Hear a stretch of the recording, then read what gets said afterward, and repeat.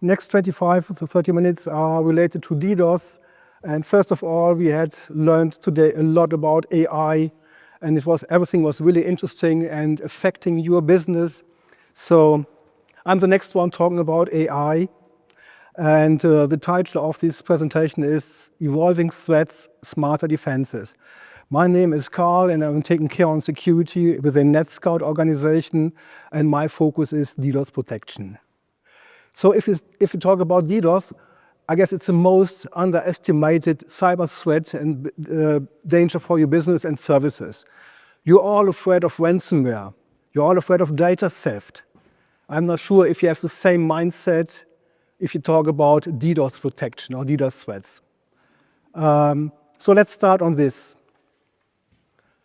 The ENISA report, it's the European Agency for Cybersecurity, showing clearly that about plus 41% of all cyber incidents are caused by DDoS. 41% DDoS. It doesn't say anything about financial impact, but if I compare it to numbers provided here in Germany as an example, in Germany we see that ransomware is number one with 34% of cyber caused by incidents. DDoS is 25%. Means every financial loss in cyber threats, 25% is caused by DDoS. So it's a huge number.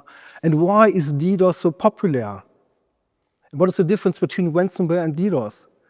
Ransomware is a private thing. I'm going to encrypt your data, you pay some ransom, and then I decrypt again. So it's a one-on-one business. DDoS is a business which is related to everyone. DDoS is accessible for everyone. Everyone can easily access a DDoS for hire service platform, pay some dollars, euros, whatever, with everything signed? Okay. It's better so? Oh yeah, okay, again. Hopefully you understand the first sentences. So DDoS is an everywhere business. DDoS is related to every one of you, and it's easy to access for everyone. So everyone can access a DDoS for hire platform, pay some money with his PayPal account, and then can execute a high sophisticated DDoS attack affecting your business. That's the true story about DDoS, and it's rather different than ransomware, which is a private business. So DDoS is really omnipresent. And DDoS still lives from visibility, means we have tons of examples. If there's an Olympic game as an example, or media streaming, whatever, football end game, so it's provided on media platforms, etc., and then it's going to be disrupted by DDoS. It means it's affecting sometimes millions of people. It's not a private thing, it's a public thing. This is DDoS, and DDoS is causing a lot of damage. So, coming to Finland, in this year we observed about 80,000 attacks just in Finland. This means during this 30-minute slot we have about 5 DDoS attacks occurring here in this moment. This could be a volumetric attack protected by your service provider. But it could be also an encrypted attack, a decrypted attack, could be also a slow novice attack, disrupting significant services. 30 minutes, 5+ attacks. This is DDoS. DDoS is omnipresent. This is what I find and see last month. The National Cybersecurity Center in Finland says DDoS is a daily business. It's attacking a part of everyday's life. And yes, they are right. DDoS is really affecting everyday's life. You could maybe try to order a ticket online. You are standing on the airport, taking a look on the flight information, and it's not available. You try to do a banking account, it's not available, etc., etc. So DDoS is really affecting every one of you. It's a public thing. This is DDoS, and yes, they are right. This is a figure showing numbers in Scandinavia. So we put Denmark, Sweden, Norway, and Finland, and we see about more than 300,000 attacks occurred in this year. And this means, if you compare it with the number of inhabitants, so Scandinavia is heavily under DDoS fire. This could be related in Finland, as an example, because of the long border crossing Russia, etc. It was discussions like joining NATO, etc. So we see that it's really part of everyday life in Scandinavia. DDoS is really omnipresent. Coming to some details later on. By the way, this is a number which we observed, 8 million plus attacks in the first half year worldwide. We had the same number 5 years ago for 1 year, so it's doubling the number of user attacks within 5 years, and it's still growing.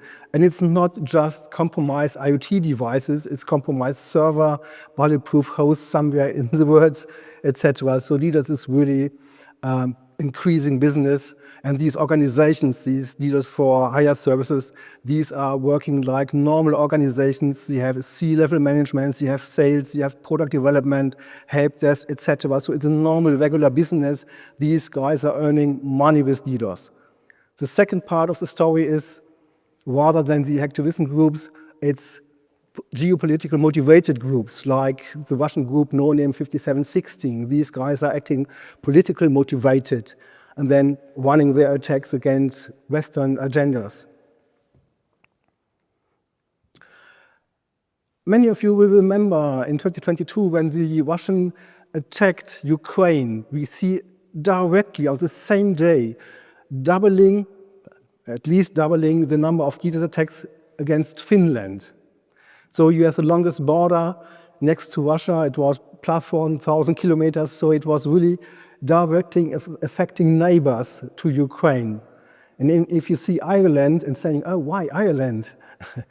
The day Russia invaded Ukraine, we see that a lot of data centers were shifted to Ireland, and therefore the Russians tried to attack Ireland as well. So, but if you see geopolitical motivated events, still driving DDoS attacks. Another example, when half a year later in 2022, Finland applied to be joining NATO, and this leads to a triple of DDoS attacks directly.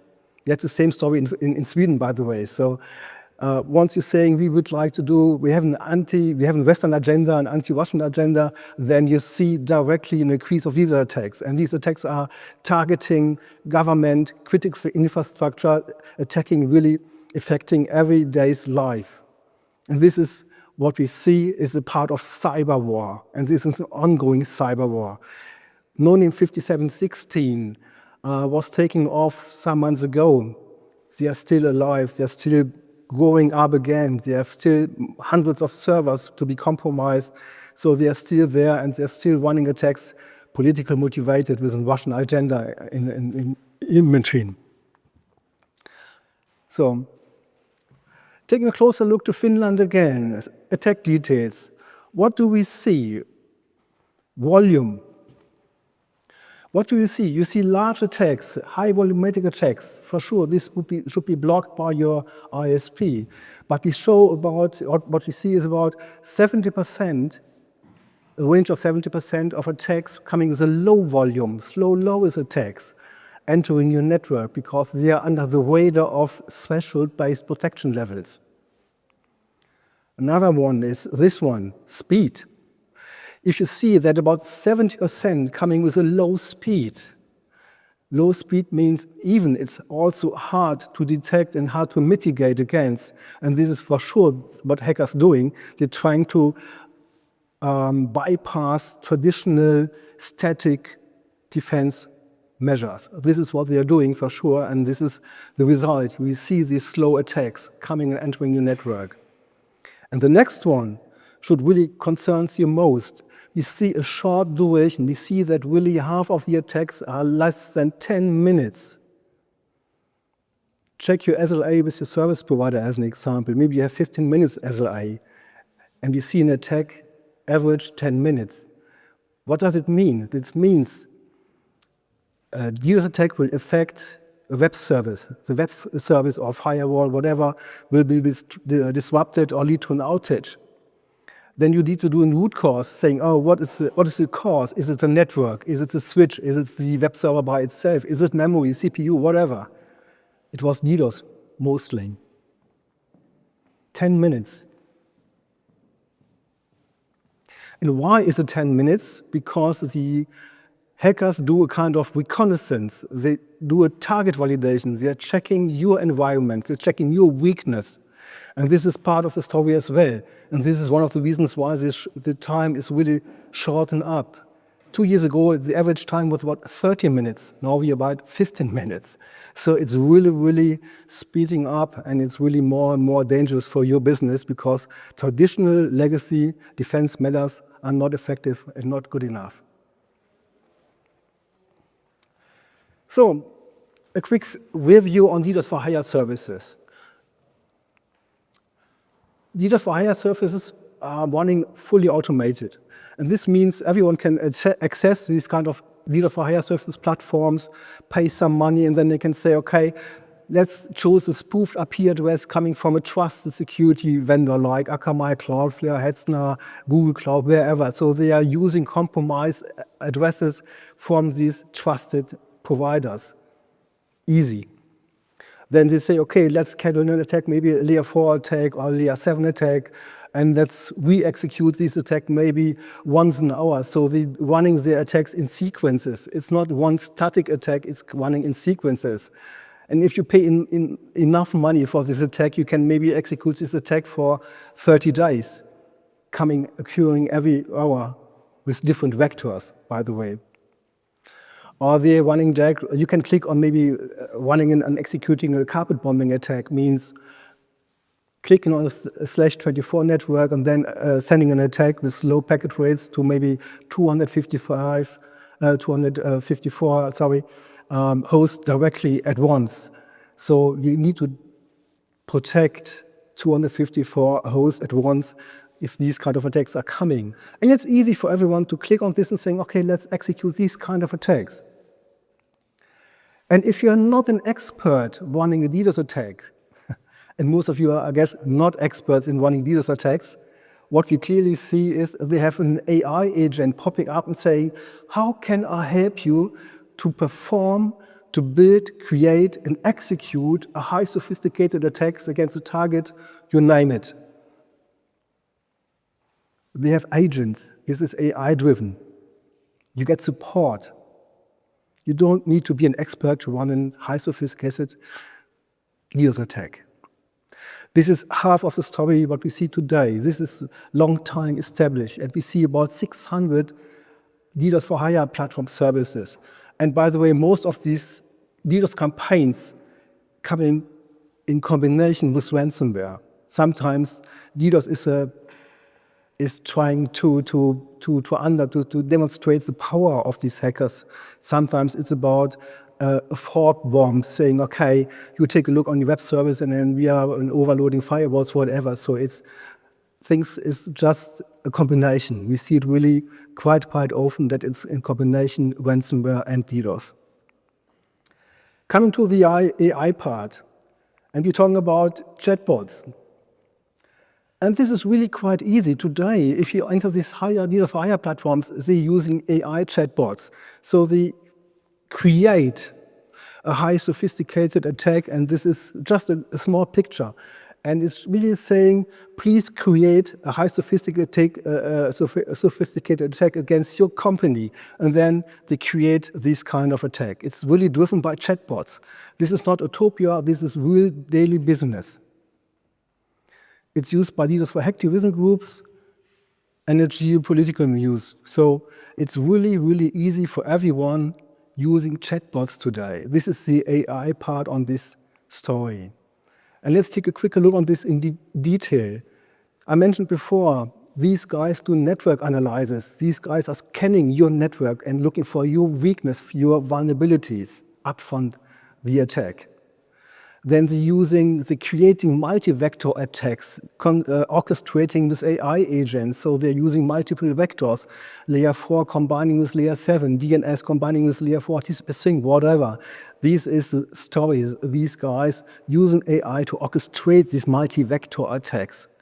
And again, you don't need to be an expert to run these kind of attacks. This is done by your service platform. This one is a really strange one. They mimic real users. We had the example of captchas as an example.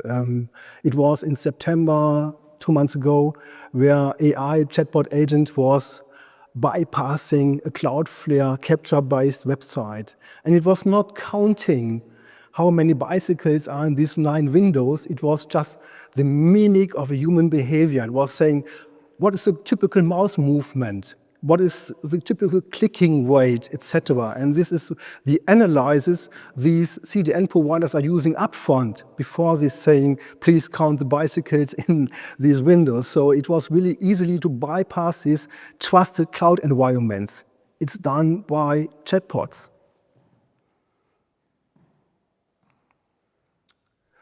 Self-learning botnets. This is a really interesting thing. So the DDoS is for sure is a botnet. It's distributed denial of service. This means we see a lot of compromised systems, and it's orchestrated by AI agents. They're orchestrating the multiple botnets or the part of this botnet to execute their attacks. And last not least, and this is really ugly again, they try to hit you most in your most business critical times, or if you have maybe a maintenance window for doing some maintenance. So they're looking for your weakness, for your vulnerability, and when it's going to be hit you most, then the attack is going to be launched. This is all AI driven. This is all things which are really offered by DDoS for hire services. These guys are using the latest tools. These guys are using for sure chatbots. And the question is not when you're going to be attacked next time by a DDoS attack. The question is are you prepared to withstand this kind of high sophisticated attack? That you're going to be attacked, for sure you're going to be attacked. But it's different attack coming to you. And I guess many of you, or most of you, will have a static defense measure against DDoS, weight limit, things like that. You can't defend against dynamic attack with a static rule. You need a dynamic defense as well. And this is what we need to do on the defender side as well. We need to use AI tools as well. We say, fight AI with AI or fight fire with fire. This is the story, how to defend against today's attacks. And what we see, or what we need, is we need machine learning. We need to analyze the traffic and detect anomalies in real time. This is important in real time because attackers are running 0-minute attacks. So we need to defend in minutes. Behavior analysis, what I mentioned before, static rules are not good enough anymore to defend against today's attacks. Automated mitigation, this is a really, really critical point. Imagine you have a static perimeter protection, it's perfectly configured, etc., but these guys are running 0-minute attacks, bypassing and entering your network. So this could be malicious traffic as well. So you need to double check and automatically create countermeasures against those new attacks. And this needs to be a fully automatic process. And this is the answer. At the end, this is the answer. If you have a dynamic attack, changing vectors, changing attack methods, you need to be aware of this, you need to detect of this, and then you need to have automatic creation of a defense matter against these kind of attacks. And this is what you should expect from your DDoS protection solution. And long story short, the best thing is a kind of hybrid methodology.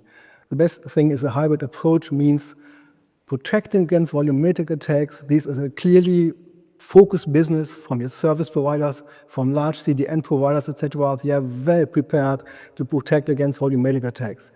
Once it comes to high sophisticated attacks, AI-driven attacks, encrypted application layer attacks, state exhaustion attacks, overloading your VPN services, your firewall, etc., then you need a hybrid approach, means you need a on-premise perimeter protection as well.